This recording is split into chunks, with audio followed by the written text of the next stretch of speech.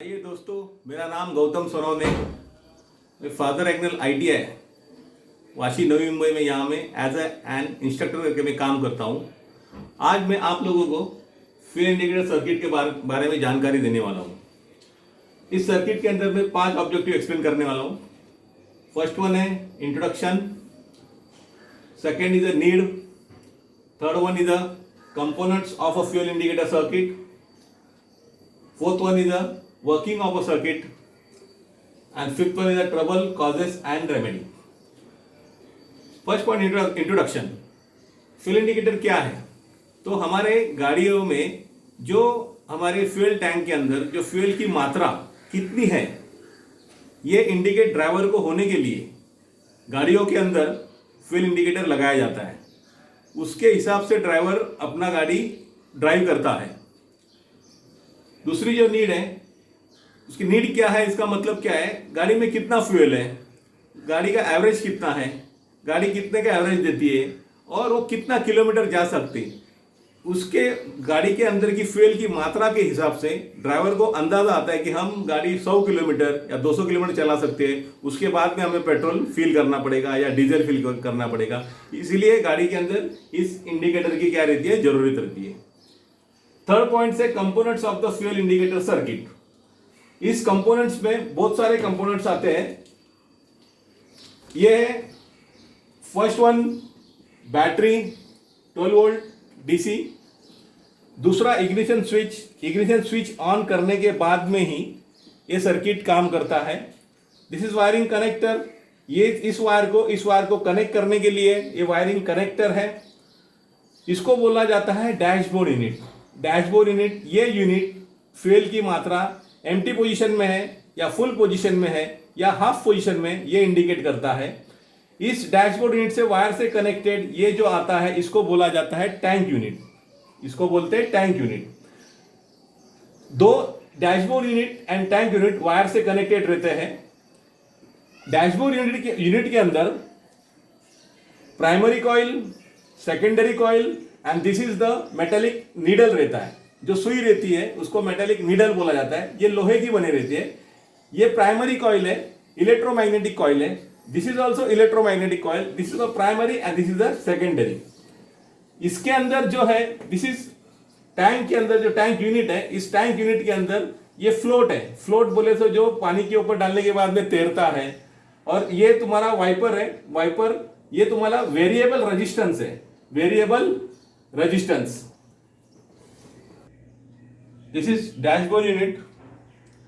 ये जो इंडिकेटर है, इसको फ्यूल इंडिकेटर बोला जाता है। ये फ्यूल का साइन है। This is empty position, this is full position, this is needle. ये डैशबोर्ड यूनिट है, एम्प्टी F। फ्यूल इंडिकेटर का ये साइन है, ये नीडल। जैसे फ्यूल कम होता है वैसे ही नीडल नीचे की तरफ आता है। जैसे फ्यूल के अंदर हम मात्रा भरते जाएंगे वो ऊपर की तरफ जाएगा। इस तरह से ये काम करते रहता है।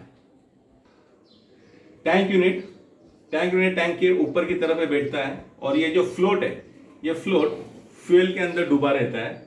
इस फ्लोट के अंदर हवा है। जैसे जैसे फ्यूल की मात्रा हम टैंक के अंदर भरते जाते हैं, वैसा वैसा ये फ्लोट ऊपर की तरफ ट्रैवल करते रहता है। जैसा फ्यूल कम होते जाएगा वैसा ये फ्लोट नीचे की तरफ जाता है। ये जो है, इसके अंदर स्लाइडिंग रेजिस्टेंस है।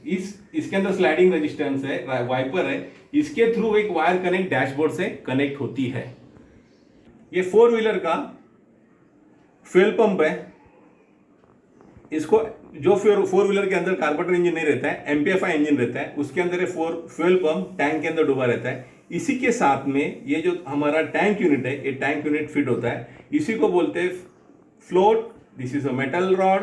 ये जो है, ये इसको बोला जाता है वाइपर। और ये है वेरिएबल रेजिस्टेंस। इसको बोलते हैं वेरिएबल रेजिस्टेंस।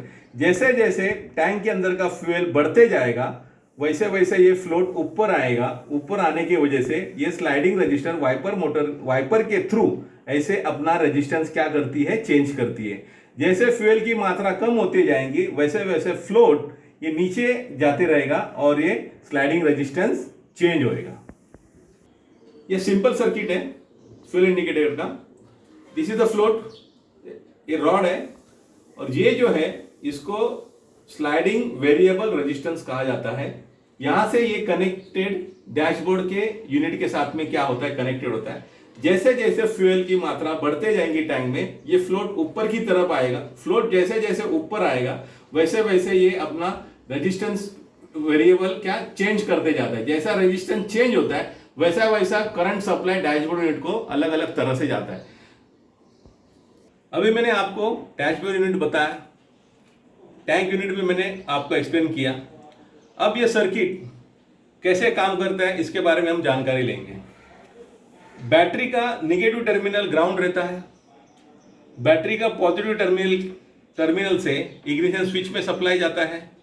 जैसे हम इग्निशन की ऑन करते हैं ये दोनों कनेक्ट होते हैं। कनेक्ट होने के बाद में इस कनेक्टर के थ्रू करंट पास होता है डैशबोर्ड यूनिट में, फ्यूल इंडिकेटर के डैशबोर्ड यूनिट में। डैशबोर्ड यूनिट में जो ये प्राइमरी कॉइल है, इसको प्राइमरी कॉइल बोलते हैं। इस प्राइमरी कॉइल के अंदर वाउंड होके ये सप्लाई यहां से निकलता है। सेम ये सेकेंडरी कॉइल के अंदर भी वाउंड होता है और दूसरा एंड इसका बॉडी के साथ में ग्राउंड होता है। ये ग्राउंड होता है बिकॉज बैटरी का निगेटिव बॉडी के साथ में क्या ग्राउंड है। ऐसा करके सर्किट क्या होता है, कंप्लीट होता है। उसके ये दोनों के बीच में सेंटर में यहां से एक ऐसा वायर निकला है जो डैशबोर्ड यूनिट को और टैंक यूनिट को दोनों को क्या करता है, कनेक्ट करता है। ये वेरिएबल रेजिस्टेंस है, ये फ्लोट है। अभी फिलहाल इस पोजीशन में ये जो प्राइमरी वाइंडिंग के अंदर पॉजिटिव चार्ज जा रहा है उसको यहां से इस टैंक यूनिट के साथ में, इसके साथ में निगेटिव सप्लाई यहां से मिलके यहां ये सर्किट क्या होता है, कंप्लीट होता है। उस टाइम पे इसके अंदर रेजिस्टेंस बिल्कुल नहीं रहने की वजह से इसके अंदर मैग्नेट ज्यादा प्रोड्यूस होता है। इसके अंदर भी मैग्नेट प्रोड्यूस होता है लेकिन कंपैरेटिवली इससे ज्यादा मैग्नेट इसके अंदर रहता है। इसीलिए ये जो नीडल है, ये नीडल लोहे की बनी रहती है। ये इलेक्ट्रोमैग्नेट क्रिएट करता है। इस इलेक्ट्रोमैग्नेट की वजह से ये नीडल लोहे की रहने की वजह से ये इस कॉइल की तरफ खींची जाती है। इस कॉइल की तरफ खींची जाने की वजह से फ्यूल एम्प्टी क्या करता है, इंडिकेट करता है।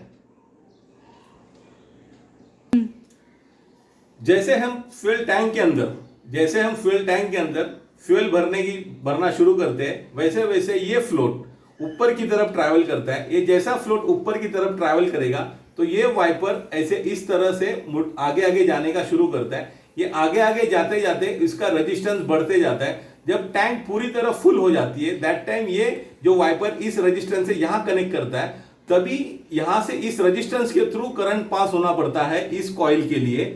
इसीलिए इसके अंदर रेजिस्टेंस ज्यादा रहने की वजह से इसका मैग्नेट, इसके अंदर करंट कम फ्लो होता है। करंट कम फ्लो होने की वजह से इसके अंदर का इलेक्ट्रोमैग्नेट क्या होता है, वीक होता है। और उस टाइम पे इसका इलेक्ट्रोमैग्नेट स्ट्रांग होता है तो निडल मैक्सिमम की तरफ, फ्यूल की तरफ क्या होती है, इंडिकेट करती है।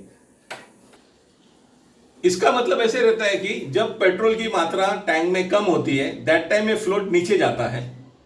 फ्लोट जैसे नीचे जाएगा तो रेजिस्टेंस, प्राइमरी कॉइल का रेजिस्टेंस क्या होता है, कम होता है। रेजिस्टेंस कम होने की वजह से इसके अंदर मैग्नेट स्ट्रांग क्रिएट होता है। स्ट्रांग मैग्नेट क्रिएट होने की वजह से नीडल उस तरफ झुकती है। जैसे जैसे टैंक के अंदर फ्यूल हम भरते जाते हैं वैसे वैसे फ्लोट ऊपर की तरफ जाता है। उस टाइम पे ये वाइपर इस तरह, ये इस पोजीशन में आगे आगे ट्रैवल करता है। तो रेजिस्टेंस बढ़ने की वजह से इधर का मैग्नेट, करंट फ्लो कम होने की वजह से मैग्नेट वीक होता है और ये नीडल यहां मैग्नेट ज्यादा होने की वजह से ये इसके अंदर ये पॉजिटिव फुल की तरफ क्या होती है, झुकती है। ऐसे तरह ये फ्यूल इंडिकेटर सर्किट काम करता है। अगर ये आपको पूरी तरह अगर पता है तो आप इसका जो भी कोई इसके ट्रबल्स है, इसके ट्रबल्स आप फाइंड कर सकते हो। अगर सपोज फ्यूल इंडिकेट नहीं करता हो, फ्यूल इंडिकेटर बता नहीं रहा हो या तुम्हारा फ्लोट लेवल काम नहीं करता रहो, दैट टाइम आप लोग इसका वायर को डिस्कनेक्ट करके या इसका डैशबोर्ड में इसको मल्टीमीटर से या टेस्ट लैम्प से करंट आ रहा है क्या, नहीं आ रहा है क्या, ऐसा चेक करके इसको आप क्या कर सकते हो, रिपेयर कर सकते हो। इसमें रिपेयर करने वाली चीज ऐसे कि ना फ्लोट लेवल रिपेयर होता है ना डैशबोर्ड यूनिट रिपेयर होता है। ये डायरेक्टली टैंक यूनिट या डैशबोर्ड यूनिट दोनों भी क्या किया जाता है, रिप्लेस किया जाता है। इसके अंदर रिपेयर किया नहीं जाता है। अगर आपको इस फ्यूल इंडिकेटर सर्किट का कंसेप्ट अगर क्लियर हुआ रहेगा, पूरी तरह अंडरस्टूड हुआ रहेगा, तो आप मेरे यूट्यूब चैनल को लाइक कीजिए, शेयर कीजिए, सब्सक्राइब कीजिए। धन्यवाद, थैंक यू।